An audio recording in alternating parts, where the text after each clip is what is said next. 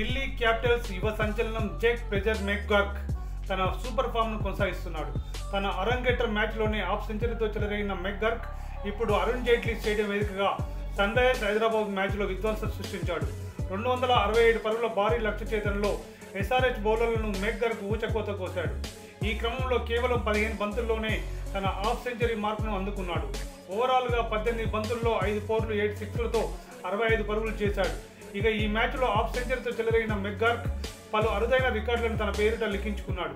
ఐపీఎల్లో ఢిల్లీ క్యాపిటల్స్ తరఫున అత్యంత వేగవంతంగా హాఫ్ సెంచరీ చేసిన ఆటగాడిగా మెక్గార్క్ నిలిచాడు.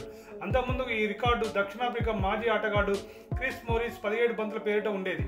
తాజా మ్యాచ్తో మోరిస్ రికార్డును మెక్గార్క్ బ్రేక్ చేశాడు. అదేవిధంగా ఐపీఎల్ 2024లో ఫాస్టెస్ట్ హాఫ్ సెంచరీ చేసిన ఆటగాడిగా మెక్గార్క్ రికార్డులకు ఎక్కాడు. ఇప్పటివరకు ఈ రికార్డు ఎస్ఆర్హెచ్ ఆటగాళ్లు అభిషేక్ శర్మ ఎటు పేరిట ఉండేది. ఈ ఏడాది సీజన్లో వీరిద్దరు 16 బంతుల్లో అర్ధశతకాన్ని నమోదు చేశారు. ఇక ఓవరాల్గా ఐపీఎల్ చరిత్రలో ఫాస్టెస్ట్ హాఫ్ సెంచరీ చేసిన 4వ ఆటగాడిగా ఈ ఆసీస్ యువచరణం నిలిచాడు. ఈ జాబితాలో రాజస్థాన్ రాయల్స్ ఓపెనర్ యశస్వి జైస్వాల్ ఉన్నాడు.